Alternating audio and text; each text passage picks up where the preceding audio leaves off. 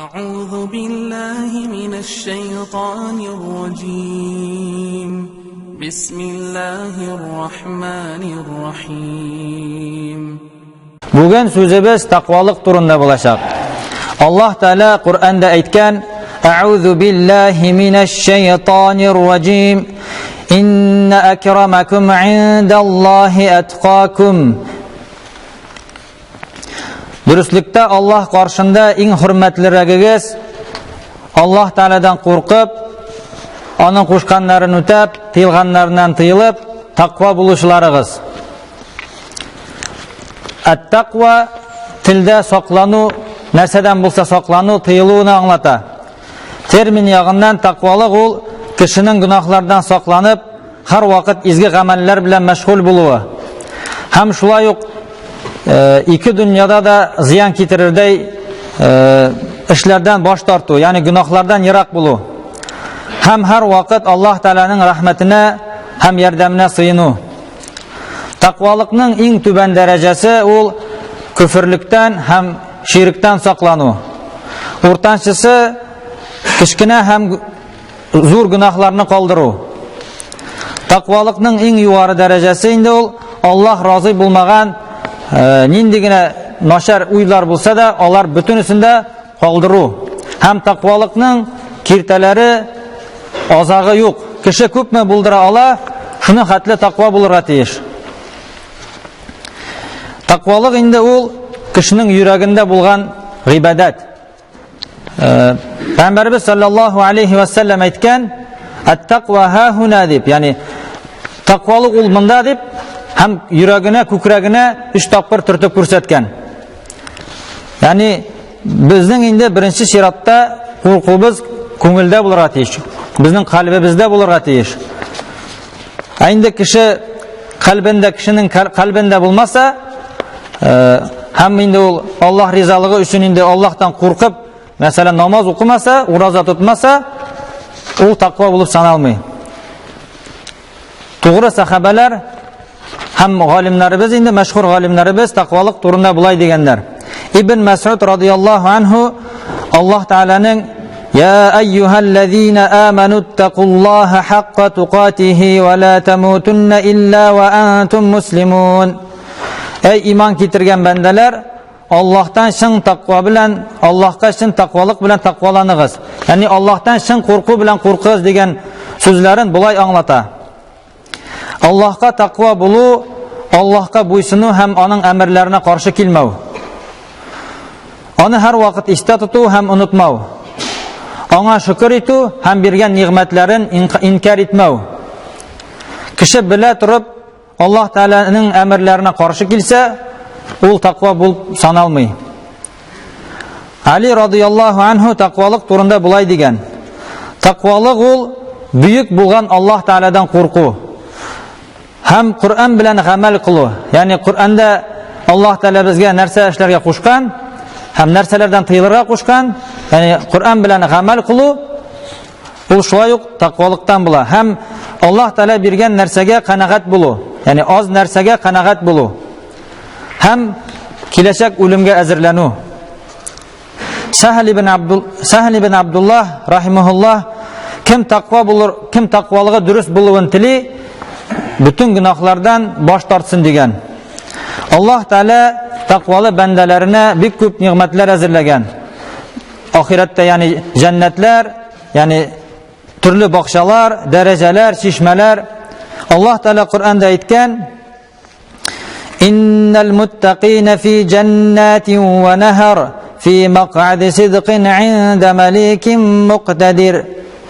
Dürüstlükte Allah'tan korkup günahlardan saklanışı takva müminlerge, yani takva müminler Allah Teala'nın cennetlerinde tatlı yılgalar yanlarındadır. Hak bulgan izgi mecliste bulurlar. Her nersege küçü jitüşü Allah Teala karşında bulurlar. Başka bir ayette Allah Teala bulay degen: "İnne lil muttaqine mefaza hadaiqa ve a'naba وكواعب أترابا وكأسا دهاقا لا يسمعون فيها لغوا ولا كذابا جزاء من ربك عطاء حسابا. Dürüstlükte qutulu hem üstünlük Allah Teala'dan korkup günahlardan saklanışı müminlerge. Onlarga şulay yok jimiş bakşaları hem yüzümler. Onlarga yeşteş kızlar hem isimlikler tuturulgan savutlar. Onlar anda boş sözünü hem yolganını işitmezler. Kılgan gamelleri için Allah Teala'dan onlarga birilgen bülektir bu. Peygamberimiz sallallahu aleyhi ve sellem bir hadisinde aytgan: "İttaqullaha rabbakum ve sallu khamsakum ve sumu şahrakum ve addu zakata amwalikum ve ati'u za emrikum tadkhulu cennete rabbikum." Rabbiniz Allah'tan korkıgız, 5 vakit namazlarınızı ötegiz, Ramazan ayında urazağınızı tutuguz, hem tiyişli bulgan zakatınızı çıkarıgız, emirlerine buysunuguz. Eğer bulay işlesegiz, Rabbinizning cennetine kirersiz degan. Peygamberimiz sallallahu aleyhi ve sellem her vakit özünün sahabelerin hem ümmetin takvalıkka çakırgan. Hutbelerinde sahabelerine müracaat etkende onlarga takva buluguz deyip nasihat etken. Kişinin Allah'a karata takva buluğunun bilgisi yani bu tübendeki nerselerde körüne. Birincisi ol Allah Teala'nın koşkanlarını ötep tıyılganlarından tıyılıуда. Takva kişi indi ol künge 5 vakit namaz okuy, Ramazan ayında uraza tuta, zekat tüli, etiyenisine, balalarına, hatınlarına, tuğanlarına iyilik kıla, hem onlar bilen yaxşı münasebette bula. İkinciden indi onun söyleminde takvalığı körüne. Takva kişi özünün tilin sugunuden, yalgandan, gaybetten, hem kişilerini kimsitüden, boş sözlerden, fayda getirmey turgan sözlerden saklay. Hem dörtüncüden indi üçüncüden ol aşağıdan rizqında körüne. Takva kişi bari tek halal bulgan rizqını aşı, halal bulgan isimlikni aşı. Hem şikli bulgan, anda haram bulgan rizqlar onun karnına kirmey. Dörtüncüden onun qarashında körüne. Takva kişi uramda, televizorda, gazet jurnallarda anda yarım şara hatın kızlara kursa onlardan qarashını çitleştire. Beşinciden indi onun kulunda körüne. Takva kişi başkalara sokmay, günahlı narsalarga qo'lin so'zmay, bari tek ruxsat etilgan halal bulgan faydalı hem savaplı amellerini kıla. Altıncıdan indi onun takvalığı onun көңілінде körüne. Takva kişi başkalara karata tekebirlik, künçülük, aşu hem nefret hislerin duymay. Hem başkalarının kaygılarına ul şatlanmay. Hem yedinciden onun niyetinde. Takva kişi her vakit onun niyetinde ihlaslıkka kurulgan. Ул bir işni de maqtasınlar yoki jamiyatda birer o'rinni yavlav uchun ishlami. Onun barcha amalları da Allah Teala rizalığı uchun. Agar kishi shu sifatlarga ega bo'lsa, ul taqvo bo'lib sanala. Allah Teala onday kishiga o'zining rahmatin, muhabbatin bera. Allah Teala aytgan: "Bala man awfa bi ahdihi wattaqa fa innalloha yuhibbul muttaqin." Kimde kim Allah bilen tüzülgen kelişuun tuğusunca ötese, Allah'tan korkup onun haram kılgan nerselerden saklansa, dürüstlükte Allah Teala takva müminlerini yarata. Allah Teala takva bendelerine bu dünyada da ahirette de bir küp nimetler bire. Takva kişi indi ul uңышка erişecek. Eğer indi ul takvalığın jirine jitkirip, yani Allah Teala koşkanların jirine jitkirip ötese, ul uңышка erişecek inşallah.